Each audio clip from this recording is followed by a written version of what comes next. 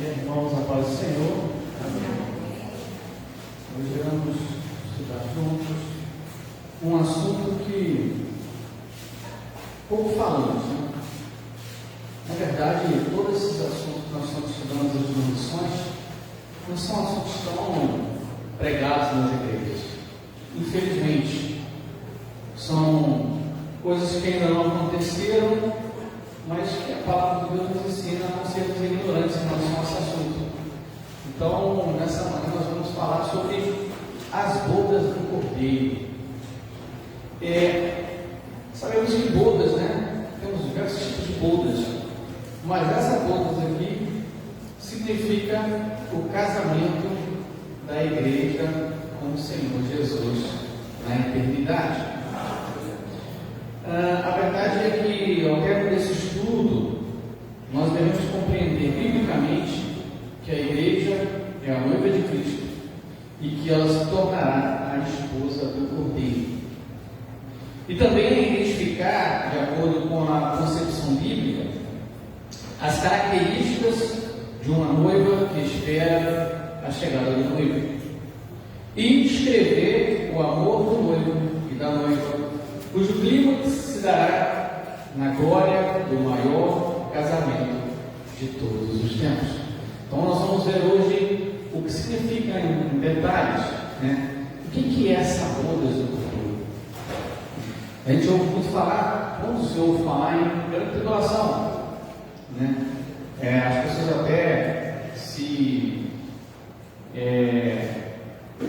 acreditam e interpretam de que a igreja vai antes, outros interpretam que vai depois, né, da grande tribulação, outros durante, mas pouco se fala da boda do Cordeiro. E hoje nós vamos ver o que significa realmente isso. Por que haverá um casamento? O textual da nossa lição diz assim: regozijemo-nos e alegremos-nos e demos glória, porque vindas são as bodas do Cordeiro e já sua esposa se aprontou. Aí aqui está falando com a gente. Aqui está falando com a gente. Porque na verdade Jesus veio buscar uma noiva já pronta, né? Ele não veio buscar eu, pastor William, pastor Daniel, pastor Cleide, Claudinei, ou Silas, ou Monique, ou a Michelle. Não, Deus não veio buscar separadamente. Ele veio buscar uma noiva. E essa noiva é um corpo, né? Ela é uma só, como foi falado aqui no início. Nós somos uma unidade. E essa noiva pronta. Ela ainda não vai estar se preparando, ela está pronta. Ela tem que estar pronta. Então nós, isso quer dizer que nós devemos estar prontos para qualquer momento esperarmos a volta de Cristo. Porque logo após isso haverá a boda do Cordeiro. E vamos ver isso com mais detalhe. A palavra introdutória na minha lição diz assim: Deus criou o homem e a mulher com suas próprias mãos, como pessoas adultas, e uniu-os em santo matrimônio. Na que vocês falam que no final dos tempos, após o tribunal de Cristo, Deus celebrará o grande casamento, que na verdade é outra união, né? Como no início será um grande casamento, grande em amor, em felicidade, em alegria.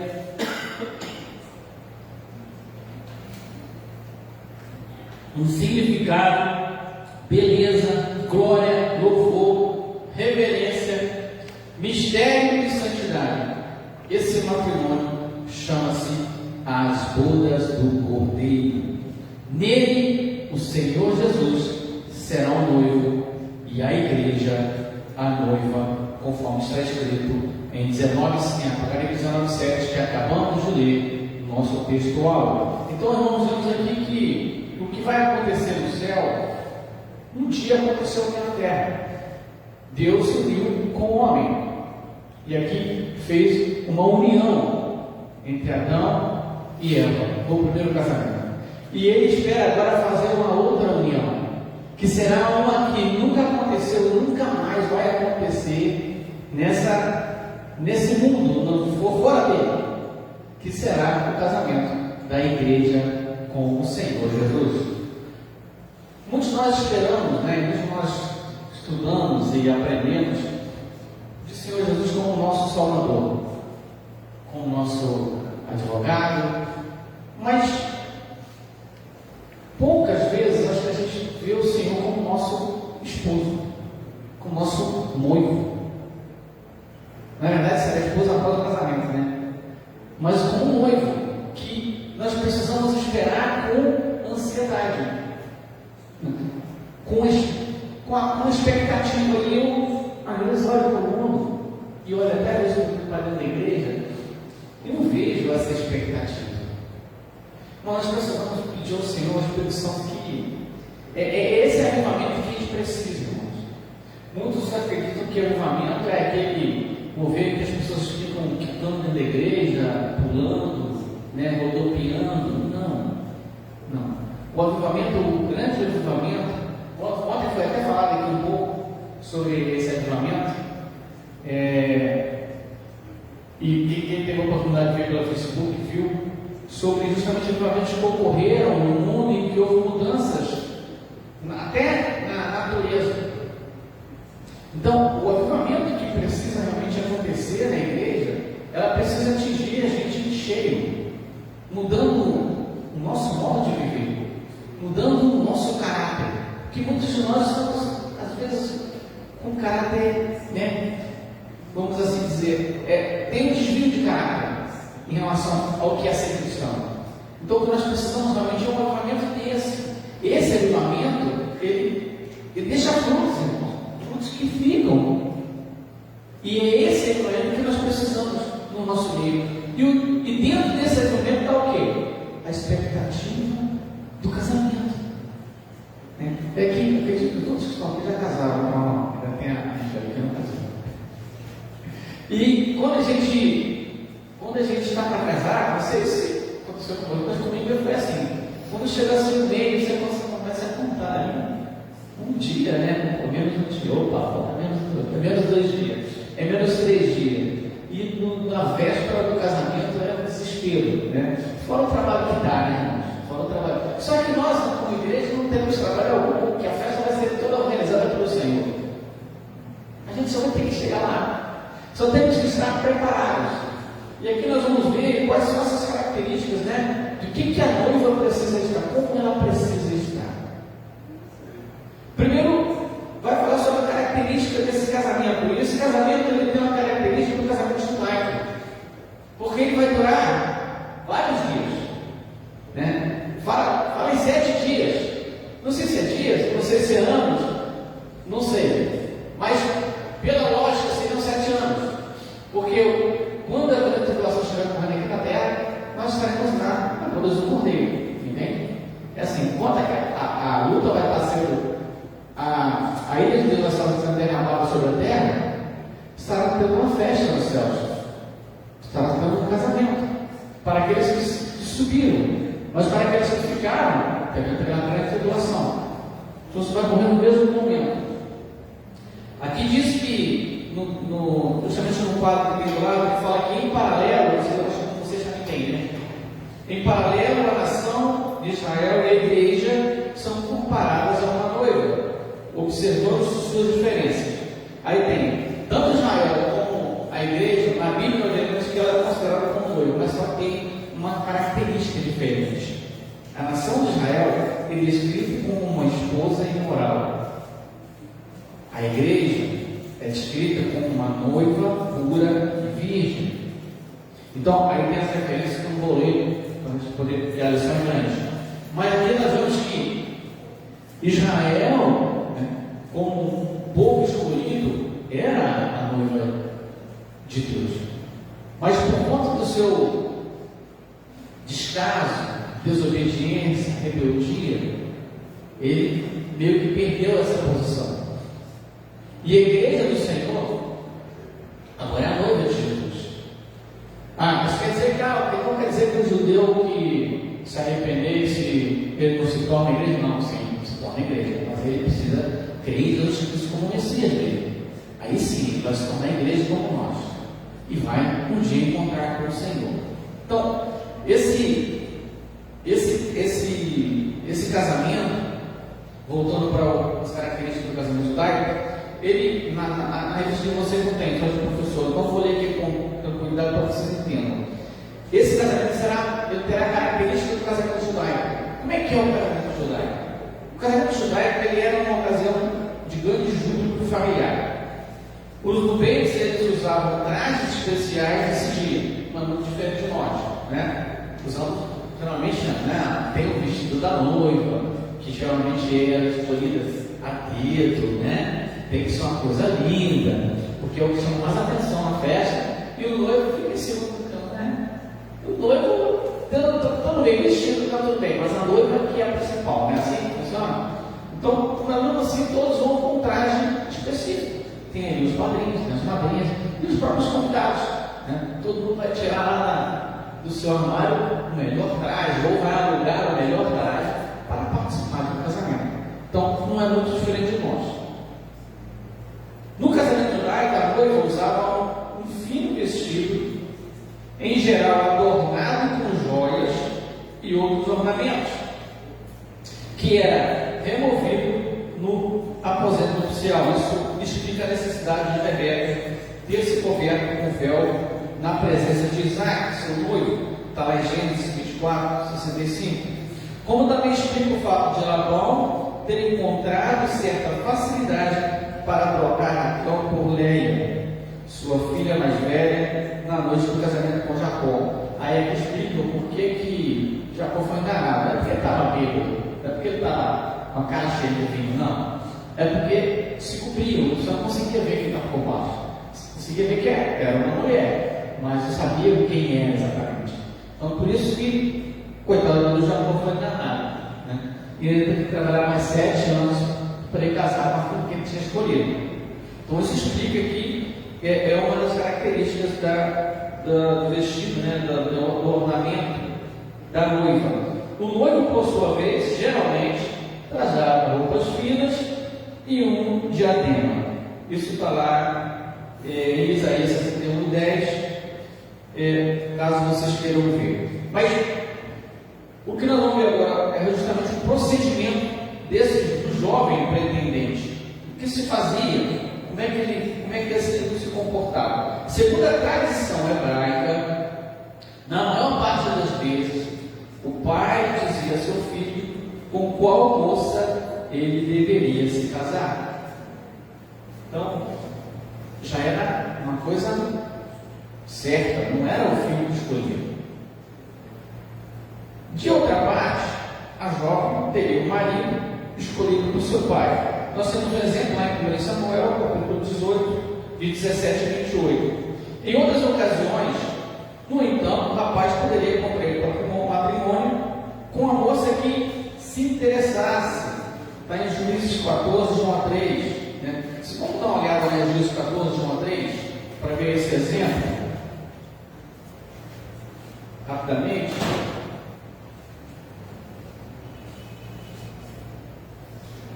Juízes 14, de 1 a 3. Quem achou pode ler.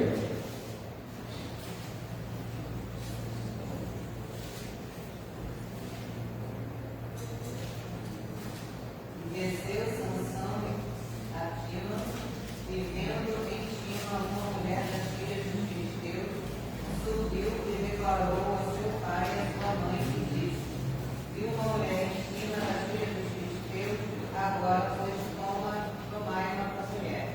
Porém seu pai e sua mãe disseram: não há porventura mulher entre as filhas dos teus irmãos, nem entre todo o teu povo, para que tu vás tomar mulher dos filisteus, daqueles incircuncisos?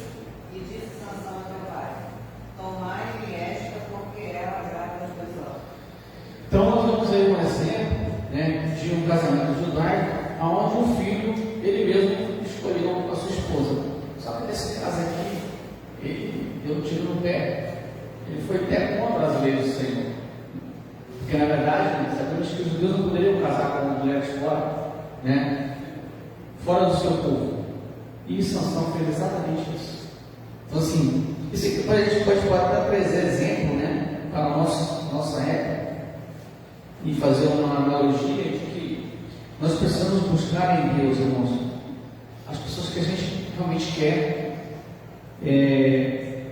ter um relacionamento, que é um relacionamento que é para sempre, que o casamento ele é para sempre. Existem casos que acontecem, pode até acontecer, irmãos, uma coisa que é grave, que não tem como continuar, mas o casamento foi feito para ser para sempre. E quem ajuda você a escolher? O Senhor, o Espírito Santo vai te dar sabedoria suficiente para você observar. Mas nós vemos aqui que muitas das vezes a pessoa ela não escolhe de acordo com os ensinamentos que ela recebeu, até em relação aos ensinamentos de Deus, mas vai pelo que agrada aos seus olhos. Aí é uma distorção, se deu muito mal. E é onde nós precisamos ser obedientes e sermos observadores da palavra de Deus e ouvir os nossos pais, que são experientes. Não é à toa, irmãos, que eles são nossos pais. Tem experiência para dar, então nós precisamos ouvir para poder fazer uma boa escolha, porque não é fácil, não é fácil. A partir de então, a proposta de casamento era feita por meio de um contrato legal, verdadeiro, no qual se estabeleceu nos termos do acordo. O mais importante a ser considerado na transação era o preço que o noivo estava disposto a pagar para desposar aquela noiva em particular. Vamos ver lá em Gênesis 34:12. Então, naquela época não tinha esse negócio de cara chegar lá e pega a filha do outro e vai embora, não. Tinha um preço a pagar. Se fosse hoje em dia, imagina. Mano, eu sou duas em casa, hein? Só tem duas, né? 34:12. Gênesis 34:12. Majorai de muito o dote de casamento, e as dádivas, e darei o que me pedires, dai, porém, a jovem por esposa. Então nós vemos aí que assim, eu não lembro aqui de cabeça quanto mais valia, qual era o preço disso, mas não devia ser coisa pouca não, né? Devia ser porque você imagina, às vezes eu fico até pensando, né? Você cria a tua filha com todo amor, com todo carinho, o seu filho também, não vou colocar sua filha não, o filho também, aí daqui a pouco aparece um lá, ou um, e chega e leva assim, de boa? Não pode. Tem que ter um preço a pagar. Hoje não é o preço que eu falo em relação a dinheiro, não, mas tem que trazer algo que vai acrescentar, não pode ser qualquer um, não pode ser qualquer um, tem que ser uma pessoa que você veja aí que realmente vai mudar do seu filho ou da sua filha, que vai acrescentar algo, que seja principalmente temente a Deus, servo do Senhor, e que você veja nele algo que você possa confiar. Então, hoje é tão fácil, hoje as pessoas verem que casa-se e descasa-se de uma maneira tão rápida, né? Não se vê a importância como algo de valor. O filho não tem preço. Então a gente não pode deixar com nossos filhos como qualquer um. Meu pai é chato, meu pai é minha mãe, eu lembro que meu pai, os rapazes que apareciam lá em casa, minha casa eram 3 meninos. Eu sou 5, são 2 homens e 3 meninos. Então era um problema, o professor Manel ele tomava conta ali, legal. Estava ali em cima, mas ele estava errado? Não estava errado. Hoje eu sou pai, você veja, quando meu filho estava namorando, ele já é casado hoje, o primeiro namoro que ele teve, eu olhava para a mãe, para a namorada dele, e disse, nunca fui a favor do namoro, deixei ele namorar, mas eu não, sabe, quando não bate, eu olhava para a família, e disse, Senhor, pode estar até me assistindo no Facebook, mas eu perdoa, mas é verdade, e eu orava ao Senhor, a minha oração, se for empecilho, eu pego o texto, a vida do meu filho, isso tira. Eu não falei nada, não. Acabou. E quem terminou foi a própria menina, não foi nem meu filho. Ele ficou lá todo jururu, mas foi bênção, irmão, foi bênção. Porque as coisas que aconteceram depois que eu acompanhei, que era no meu bairro, não era nada agradável. Então, assim, hoje, Deus me deu uma pessoa certa, está 2 anos casado, é uma mulher de Deus, abençoa a vida dele. Então, assim, é uma filha que eu ganhei, isso foi importante, e é bênção na vida dele. Uma mulher que joga ele para frente, ele é um camarada tranquilo, entendeu? Então, eu preciso de alguém que jogasse ele para frente. E foi bênção. Então, assim, na nossa vida, no dia a dia, nós precisamos nos preocupar sim com o casamento dos nossos filhos. Assim como acontecia na época lá, né? Os judeus hoje já não é mais assim. Os judeus já não cumprem mais esse negócio de ficar escolhendo. Alguns países até fazem isso, né? Os casamentos arranjados existe até no mundo ocidental o casamento arranjado, mas aí já é uma outra coisa, é para fins de poder, de política, né? Não tem namoro envolvido, é outra coisa. Então não é nem casamento, irmãos, é um contrato, é uma coisa que para Deus não é casamento. Casamento, como nós sabemos, é as pessoas se transformam em um só, uma carne só. É o que a palavra de Deus nos ensina, e é o que foi feito por Deus lá no Éden. Então, o mais importante é justamente isso, porque essa união precisa ser verdadeira. O que nós vemos muito no mundo aí não é verdadeiro. Vemos até casamento de pessoas do mesmo sexo, que não é nem casamento, não é outra coisa. Mas eu não vou entrar nesse detalhe. Continuando, depois de firmar o contrato, o noivo ele pagava o valor estipulado, né? Tinha um valor. E depois ele partia. Historiadores informam que o noivo deveria fazer um breve discurso à noiva, dizendo: eu vou preparar um lugar para você. Opa, isso deu a gente alguma coisa, né? Apocalipse, João 14:2. O que Jesus Cristo fala? Vou preparar um lugar. Então, o noivo já foi há 2000 anos atrás. Imagina o que ele preparou para a noiva que somos nós. De volta à casa de seu pai, o noivo deveria construir para a noiva uma câmara nupcial na qual passaria uma lua de mel. Se alguém visse o noivo trabalhando para concluir sua câmara nupcial e porventura lhe perguntasse quando seria o grande dia, ele deveria responder: só meu pai sabe. Olha isso. O que Jesus fez aqui foi exatamente o que aconteceu. As mesmas características do casamento judaico foi o que Jesus Cristo fez. Ele voltou para preparar o lugar. Quando perguntaram: quando é que o senhor volta? Só meu pai sabe. Não, ele seguiu justamente o mesmo formato dos judeus, entende? Para fins de casamento. Então, isso é para a gente ter uma ideia de como é o procedimento, né, do jovem pretendente no casamento judaico. Agora, quais são os deveres da noiva? Agora está falando com a gente. Quais são os deveres da noiva pretendida? Nesse período, a noiva era considerada consagrada, separada e comprada por preço. Ela não poderia retirar o véu, símbolo do seu compromisso. A noiva ela estaria obrigada a esperar pacientemente pelo dia do matrimônio. Nesse inteirinho, além de preparar o enxoval e organizar todas as coisas, até que o noivo viesse buscar, a noiva deveria convocar suas irmãs, suas melhores amigas e todos aqueles que seguiriam com ela para as bodas. Segundo a tradição, a noiva deveria ter consigo uma lâmpada com azeite, para o caso do noivo demorar a chegar, ou para o caso dele chegar tarde da noite. Ela deveria estar pronta para partir assim que fosse solicitada. E isso poderia acontecer de um momento para o outro, sem prévio aviso, como está escrito lá em Mateus 25:6, que diz assim, 25:6.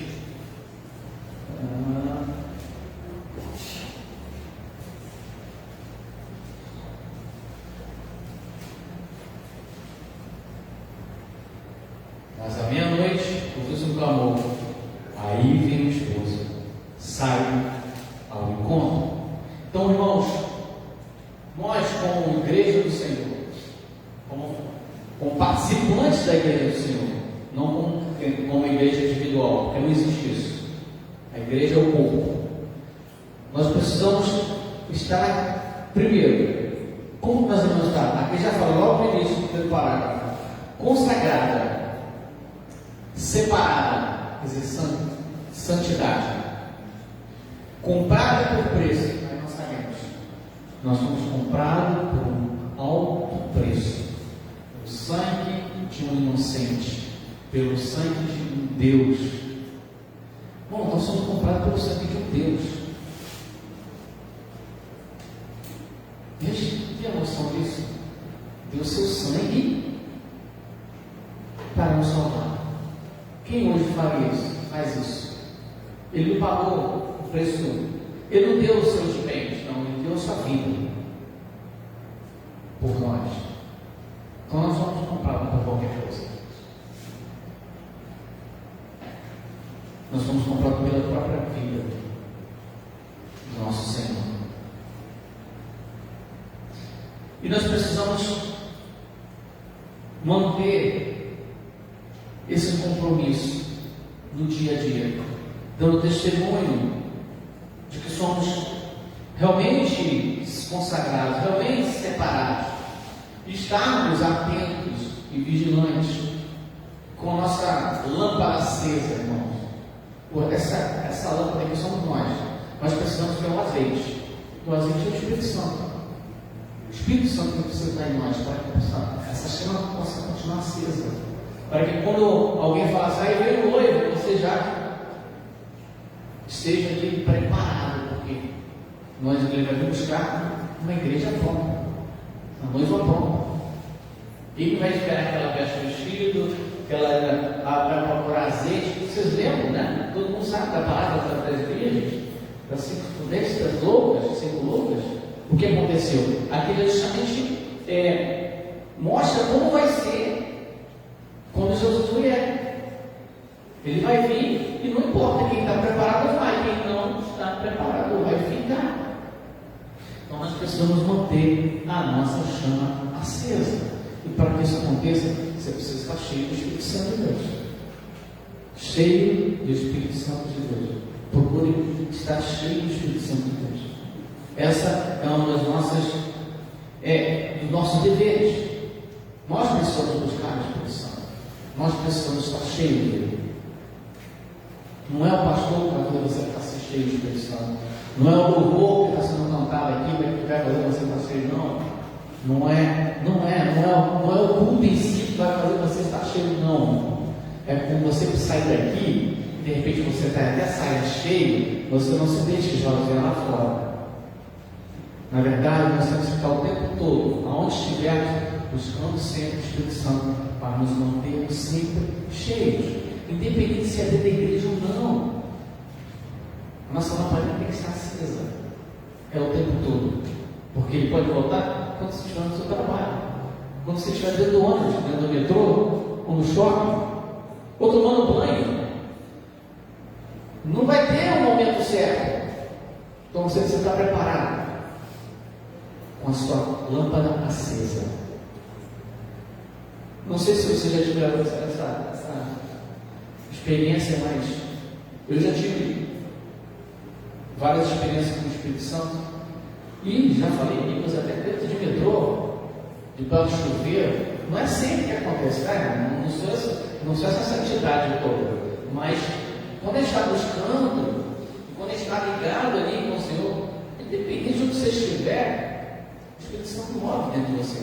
Aí você fica assim, não tem mais você começa a falar em Bíblia, você que você vai muito. Então, às vezes você está se contém, né? Mas as lágrimas correm. As pessoas quando olham e falam assim, o cara está passando uma dificuldade, não sabe que você está ali feliz da vida, porque você está ali com a presença do Espírito Santo. E seja dentro do carro, já aconteceu comigo também. Então assim, nós precisamos buscar isso. Eu acho que isso aconteceu pouco na minha vida.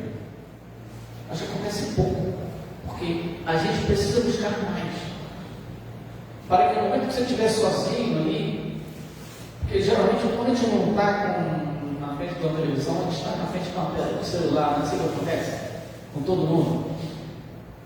Ontem eu entrei dentro de um restaurante, aí as pessoas na mesa, o que eles estavam fazendo? Cada um com o seu celular.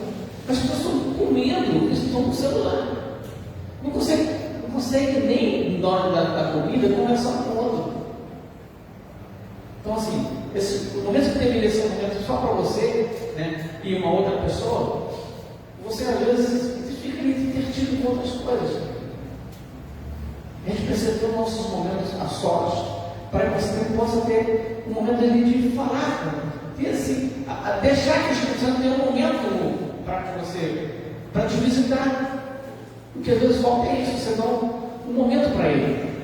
Porque a gente está tão envolvido com as coisas, e como a gente não está trabalhando com outra coisa, você busca entretenimento. É assim, tudo bem, para buscar relaxar, é normal, mas a gente, o que eu percebo é que eu fico com entretenimento demais. Eu falo de mim. Estou muito intertido. A gente devia ter momentos de a sós, de contemplação, pode-se dizer, de meditação, e meditar na sua vida, na palavra de Deus, e ter um momento para que o Espírito Santo possa te visitar. Acho que falta isso. A gente precisa dar mais valor a isso, para que possamos estar preparados, para que quando ele voltar nós sejamos surpreendidos. Item ponto 3, é chegada a hora das bodas. Aqui na minha revista tem um quadro que fala assim, que a noiva do Cordeiro ficará 7 anos no céu, na casa do Pai, e depois virá. Desta vez com seu noivo, e todos conhecerão a mais formosa entre as mulheres, quando Jesus voltar. Depois da grande tribulação, quando ele vier à terra para poder salvar os judeus, mas aí já na próxima lição que a gente vai ver, que é a Batalha da Magedon, a igreja vai vir junto. Mas por que ela vai junto? O Senhor vai apresentar a noiva dele para o mundo. Essa aqui é a minha noiva que eu comprei. Ele vai na frente e a gente vai acompanhando. Não é à toa. Isso não é à toa. A gente vai acompanhar com ele aqui no milênio junto. Nós sermos a sua noiva. Nunca mais vamos nos separar dele. Nunca mais vamos nos separar dele. Os amigos do noivo eram obrigados a dar um sinal à noiva quando se aproximassem da casa dela, que poderia ser um grito. Aí vem o noivo. Ao vibrado, ela saberia que a hora das bodas chegará. Ao se encontrarem os nubens, entravam na câmara nupcial e trancavam a porta para consumar o casamento. Algum amigo ou parente ficava à porta pelo lado de fora para vigiar, a fim de garantir que eles não seriam incomodados. Enquanto isso, o pai do noivo receberia os convidados para as bodas. Passados 7 dias, os noivos saíam da câmara nupcial e eram anunciados por alguém que estivesse junto à porta. Nessa ocasião, a noiva apresentada sem o véu, por já estar despojada. Aqui como desposada, né? Não despojada, desposada. Gênesis 29, 27, vamos ver o exemplo disso.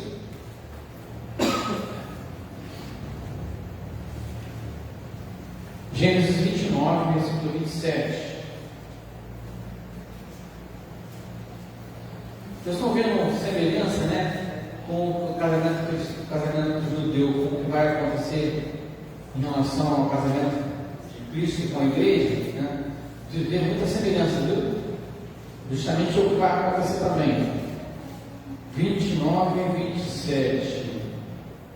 Eu já achei aqui. Isso.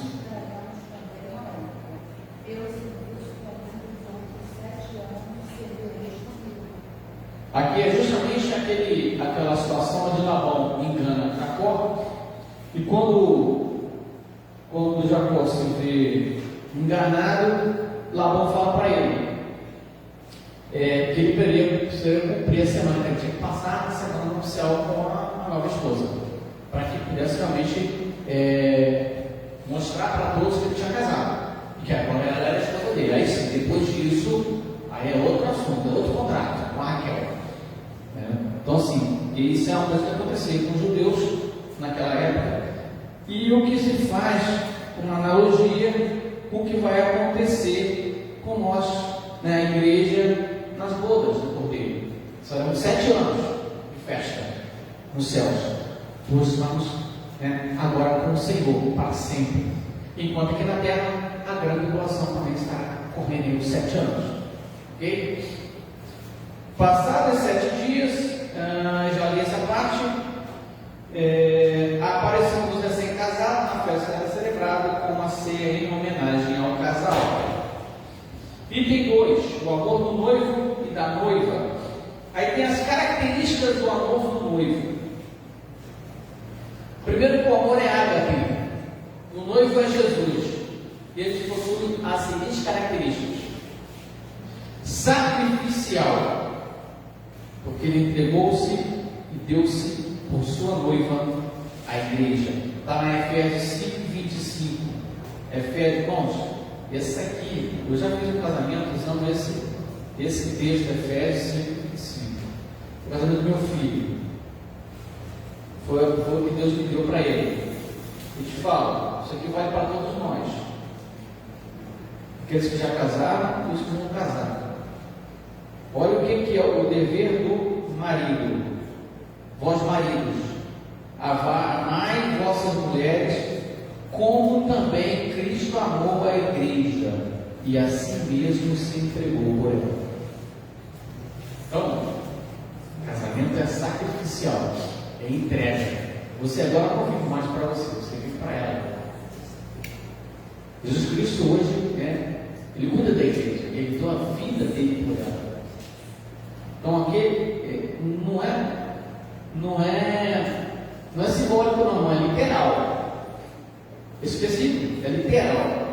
Ele manda amar a ponto de dar a vida. Aí a gente, para quem já casou, veja aí como é que está sendo.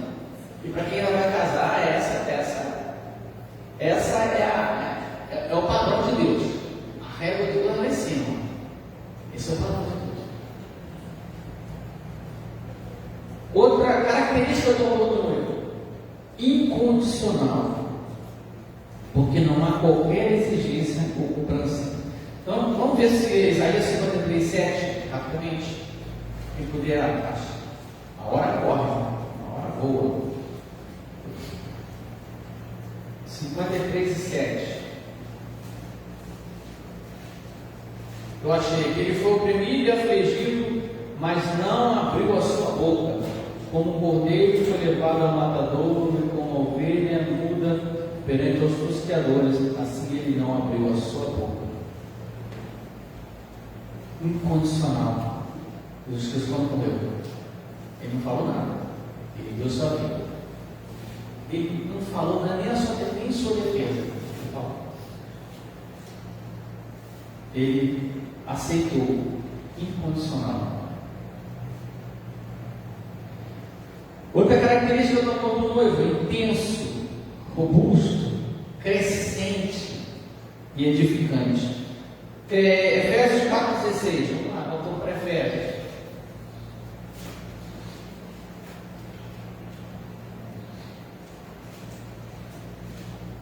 Ele, todo o corpo ajustado e unido pelo auxílio de todas as juntas, cresce e edifica-se a si mesmo em amor, na medida em que cada parte realiza a sua função. Isso aí está falando com a igreja. Então a igreja é a noiva. Então nós precisamos ajudar um ao outro, para que possamos crescer, edificar um ao outro. É isso que ele está falando. Então, e quem faz isso é o Espírito Santo. Jesus Cristo está dando o Espírito Santo para a noiva. Então o amor dele é tão grande que ele tem excelente amado. Ele, além de ter nos amado incondicionalmente, dá a vida dele pela gente, ele ensina a gente a amar. Provedor, porque ele supre as necessidades da noiva em todas as áreas. 5:29, mesmo livro, quem tiver aí já pode ler. 5:29, Efésios. Além do mais, ninguém jamais odiou o seu próprio corpo, dele cuida, como também Cristo faz com a igreja. É exatamente isso. Foi o que eu falei. Ele, além de ele nos amar, dá a vida por nós, ensina-nos a amar, ele cuida da gente.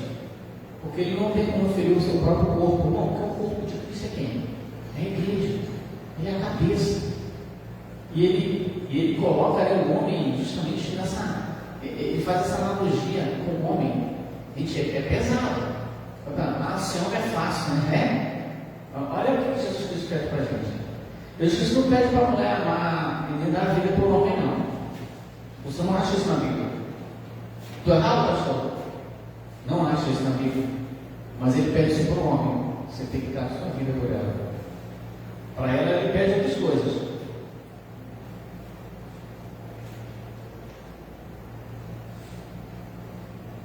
Eu não vou entrar aqui no detalhe, mas isso mostra a responsabilidade, né, de quem é o cabeça.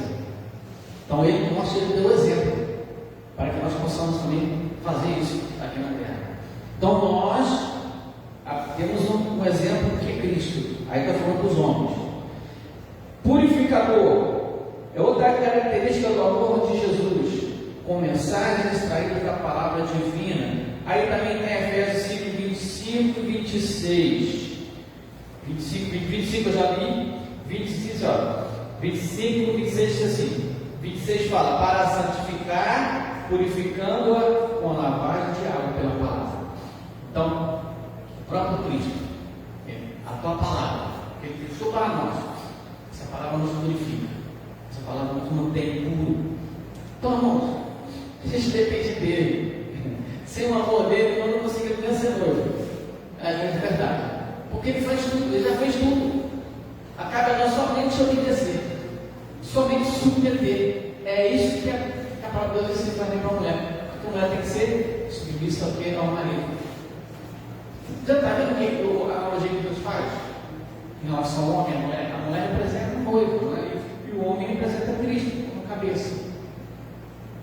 A gente está muito longe disso, né? A gente está aprendendo muito, mas é o modelo. Por isso que eu falo, a regra está lá em cima, né? A regra de Deus é lá em cima. E o amor dele também é eterno, maior do que o tempo, do que as circunstâncias, do que a terra e tudo mais. João 13. Vamos ler. Nós precisamos conhecer as características do amor do Senhor. Um pouco antes da festa da Páscoa, sabendo Jesus que havia chegado o tempo que deixaria este mundo e iria para o Pai, tendo amado os seus que estavam no mundo, amou-os até o fim. Amou até o fim, continua amando até hoje lá no céu, que ele continua cuidando de nós. Então o amor dele está fora do tempo, é atemporal, é eterno. Quando se fala em eternidade, não tem tempo, não tem espaço, né? Não tem nada disso. O amor de Deus, ele é eterno. As características agora vão para nós. Agora o negócio vai apertar no nosso papo, como igreja. As características do amor da noiva. O amor da noiva eleita pelo Cordeiro é o quê? Precisa ser santo e puro. O que é isso? Vamos ver lá, 1 João, capítulo 2, versículo 15 e 16. Quem achar já pode ler. Não amem o mundo nem o que nele há. Se alguém ama o mundo, o amor do Pai não está nele. Pois tudo que há no mundo, a cobiça da carne, a cobiça dos olhos, e a ostentação dos bens, não provém do Pai, mas do mundo. Então aí, a igreja como noiva, ela não se conforma aos padrões mundanos, que contaminam e corrompem aqueles que se deixam levar por eles, não. Mas é nesse padrão que acabamos de ouvir. É esse amor puro, é esse amor santo que ele espera da noiva. Ele espera também um amor engrandecedor, que está lá em 2 Coríntios 11, capítulo 11, versículo 2. Quem achou, já pode ler. 2 Coríntios. Outro pode abrir Tiago, depois 5 e 7, que a gente vai ler sobre outra coisa. 2 Coríntios 11:2. Porque estou zeloso de vós com o zelo de Deus, porque eu vos tenho preparado para cuidar apresentar como uma virgem pura ao marido passageiro, a Cristo. Então, ele não só prepara, ele também habilita, ele aperfeiçoa, para estarmos prontos a encontrar com Ele, a quem tanto ama e a quem prometeu fidelidade. Mas também esse amor ele tem que ser paciente, porque a noiva submissa ela espera a chegada do seu amado. Tiago 5,7. Sejam, pois, irmãos, pacientes até a vinda do Senhor. Eis que o lavrador aguarda com paciência o precioso fruto da terra, até receber as primeiras e as últimas chuvas.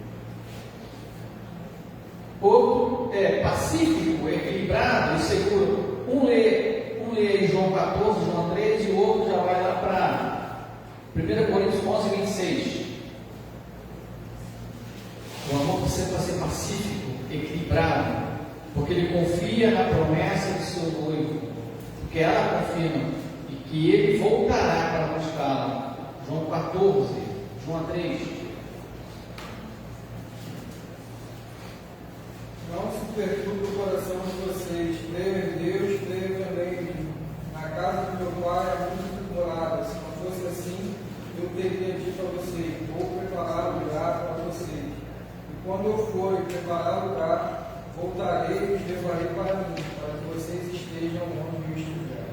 Então, o nosso amor ao Senhor precisa ser pacífico, ele precisa ser confiante nas promessas que ele fez, né? Porque ele vai buscar. 1 Coríntios 11:26 fala sobre ele ser diligente, ser dinâmico, ser operante. Quem já achou? 11:26. Porque todas as vezes que comer deste pão, beber deste cálice, anunciar a morte do Senhor, até que venha. Então, esse amor, ele trabalha enquanto é dia, anunciando as virtudes do seu amado, até que ele venha. Então, a ceia do Senhor é justamente isso. A gente está anunciando a volta de Cristo, não é isso? Até que ele venha. Então, nós estamos ali. Tem que ser dinâmico, tem que ser operante. Por isso que o pastor sempre ensina que a ceia não é um momento que você tem a opção de vir ou não. É uma obrigação sua, a ordenança de Cristo. É uma forma de você mostrar, Senhor, eu estou aqui, eu estou esperando a sua volta. Eu aguardo com ansiedade a sua volta para buscar. Isso significa ser o Senhor. Também o amor que está em alerta, está em prontidão. Mateus 25:6, acho que até lemos. Mais a ver, amor. Aí vem o esposo, sábado e domingo. Então nós temos que estar, mesmo na escuridão da noite, estarmos prontos, aguardando o noivo que poderá chegar de repente. Então nós aprendemos aí até agora, né? As características do amor, na verdade, o formato, né? As características do casamento judaico, as características do amor do noivo, as características do amor da noiva. E agora a gente vai passar para as grandes festas para concluir a lição. Bom, caso tenha alguma dúvida, não pode levantar, caso não saiba. Nós temos aqui os pastores, né? Temos aqui outras pessoas.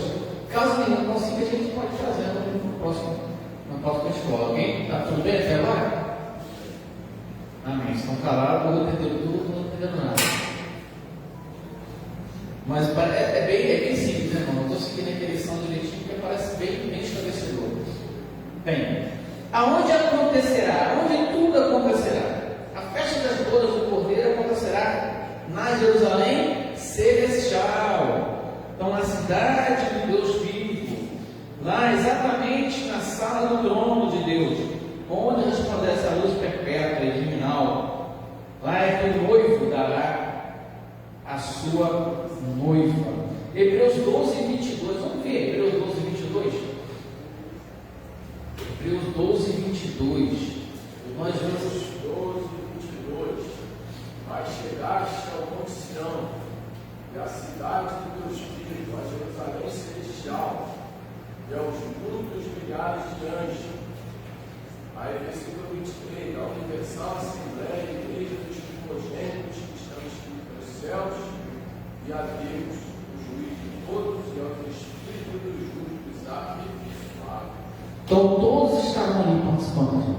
Todo o céu, tudo que Deus criou, o próprio Deus e tudo que Ele criou, toda a sua glória, todos os anjos, serafins, querubins, seres viventes, os anciãos, todos estavam ali, todos ali na sala do trono.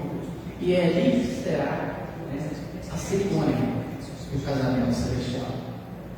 Eu tento imaginar, mas eu acho que o troço é muito grandioso, eu não consigo imaginar a grandeza disso tudo. Para começar, não vai ter uma luz normal, né? O próprio Deus vai iluminar aquele lugar. A luz ali é perpétua e é divina. Eu fico tentando imaginar, mas é difícil. O que vai estar nos rodeando ali. Para começar, que a igreja, a noiva, será uma multidão.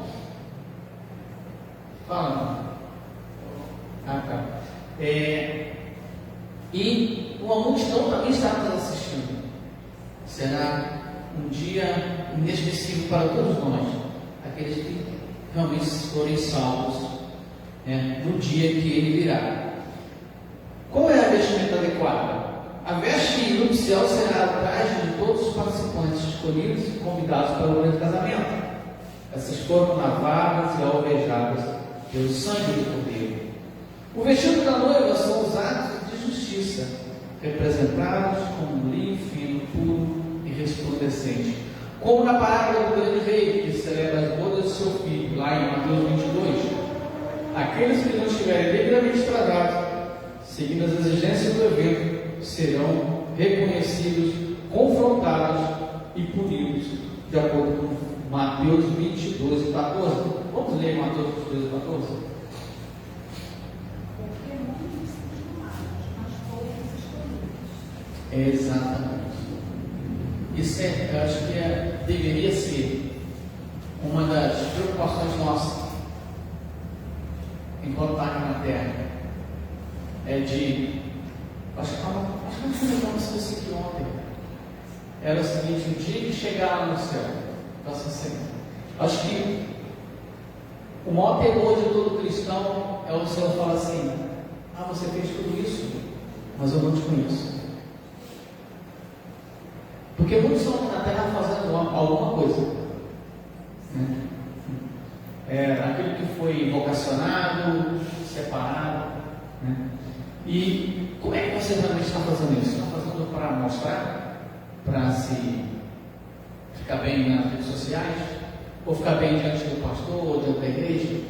Ou está fazendo isso para o Senhor de coração realmente? Porque isso vai fazer diferença do que você vai receber lá no céu quando você chegar lá e apresentar a Ele as suas obras. Porque aqui fala que a veste é de atos de justiça. Se você não tiver essas vestes de atos de justiça, se você for lá com as vestes pensando que aquilo que você fez aqui era o suficiente, se não foi para agradar a Deus, você não vai ser reconhecido. Você não vai ter o convite para entrar. E você vai ser confrontado. E vai ser punido. E essa punição aqui, ela não tem volta. Então nós temos que estar atentos a isso, irmãos, alertas com isso. Nós precisamos estar vestidos adequadamente. Isso é de acordo com o que você está fazendo aqui na terra. É isso que vai definir a tua roupa, tua vestimenta, quando você chega dentro do Senhor. Vestimenta adequada. Convidados especiais estarão presentes nesse casamento do Pai, Espírito Santo, e todos os seres criados que habitam nos céus. Somente os chamados terão acesso, conjuntamente com a igreja triunfante e os santos do Antigo Testamento, como disse o Senhor Jesus aos amigos do noivo, lá em João 13:29. Então, irmãos, nós seremos cercados lá por. Imagine, você vai conhecer Abraão, Moisés, todos os homens que você estudou, conheceu aqui. Você vai ter, espero que você tenha algumas perguntas para ele. Eu não vi isso escrito lá na história, então me explica aqui como é é que foi isso? Conversar com Abraão, conversar com Isaac, com Moisés, com Paulo, com Pedro, com João. Como é que foi a experiência de cair no óleo fervendo e não sentir nada? Como é que foi? O que você sentiu quando você entrou lá dentro? Porque eu vi lá na Bíblia que não queimou nada, nenhum pelo do teu corpo. Como é que foi isso? O que você sentiu? Na Bíblia não fala isso. A gente vai ter oportunidade de perguntar isso para eles. Vocês vão estar todos lá. Todos são convidados do Senhor. É tempo de cantar e regozijar. Nas bodas do Cordeiro haverá grande alegria, celebração, júbilo, regozijo e felicidade. A gente fala em alegria, a gente fala em celebração, a gente fala em regozijo, felicidade. A gente gosta de festa. Quem não gosta de festa, né? Final de ano é uma época legal, porque tem festa por todo lado, né? Festa no seu trabalho, festa na igreja, festa no meio da tua família. Tem gente que não gosta de festa. Então, no seu lugar, o céu não vai ser um lugar bom para você, não. Porque lá só vai ter festa. Os primeiros anos, então, vai ser só uma festa. Então, você precisa aprender a se alegrar. Também isso é uma forma, é um hábito, sabia? Às vezes a gente fica muito sozinho. Tem pessoas que, para não se ferir, eles se escondem. Só que não funciona assim. A gente precisa se alegrar. E às vezes vai fazer parte do processo aí. Às vezes você terá uma ferida ou não, mas independente disso, você tem que procurar se alegrar. O próprio Paulo ensina isso. O homem que viveu na prisão, ele falava em alegria. É um paradoxo. Mas ele não fala na alegria normal. Ele fala na alegria de estar em Cristo. Isso nós estaremos lá no céu o tempo todo. O tempo todo. Não terá mais tristeza, não terá mais choro, não terá mais doenças, preocupações. A gente não vai ter que orar pelo nosso irmão que está enfermo. Não vai existir isso. Entendeu? Não vai ter preocupação de sair de casa e não voltar mais. Não, lá não vai ter mais isso. Não vai ter problemas de saúde, de pressão alta, diabetes. Acabou tudo isso. Não vai ter mais nada disso. Lá, conversando com a Carol, com o Dedê, ela falava assim: não, vai ter comida à vontade, vai ter muita comida do céu. Você não vai engordar. O céu vai ser maravilhoso. Mas o céu fala só que vai ter comida, não fala os tipos de comida, mas fala que vai ter comida. Dá a entender que vai ter comida. Vai ter bastante carne, doce, né? Aquela pessoa que não podia comer doce, gostava de doce, ela vai ter uma mesa de doce. Isso aí eu estou falando, tá? Não tem na Bíblia não. Mas lá não engorda, não atrapalha em nada. Então assim, mas independente disso, eu sei que a alegria nossa aqui na terra, muitos de nós, quem não gosta de comer, é uma das alegrias da vida, não é? Eu acredito que o Senhor também vai ter essa alegria. Isso não tinha, vai ter uma coisa maior que vai suplantar isso. Você não vai lembrar de nada aqui na terra, porque a alegria de lá vai ser sempre maior do que nós já pensamos, do que nós já planejamos. Conclusão: a figura da igreja como uma noiva que se prepara para contrair núpcias com o Senhor Jesus e tornar-se a esposa do Cordeiro, aparece em várias passagens bíblicas. Este é um dos mais relevantes símbolos neotestamentários, neotestamentários, cujos significados são importantíssimos para os salvos de todas as épocas. Devemos estar disponíveis e cautelosos para o dia do enlace eterno com o Senhor Jesus. E vamos ver aqui por último, para acabar, 2 Coríntios capítulo 11, versículo 2, que diz: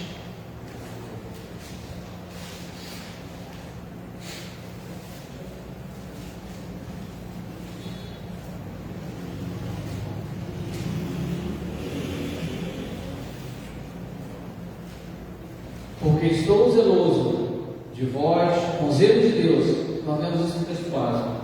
Porque vós nos tem preparado para nos apresentar como uma virgem pura a um marido, a saber, a Cristo. procurando sermos zelosos, né? Não só que venhamos nos mantermos puros, mas também ensinarmos as outras pessoas que estão chegando no nosso meio a também se manter puro e santo, porque um dia nos encontraremos com o Senhor e viveremos com Ele eternamente. Que o Senhor abençoe a cada um e em nome de Jesus. Pastor Leandro.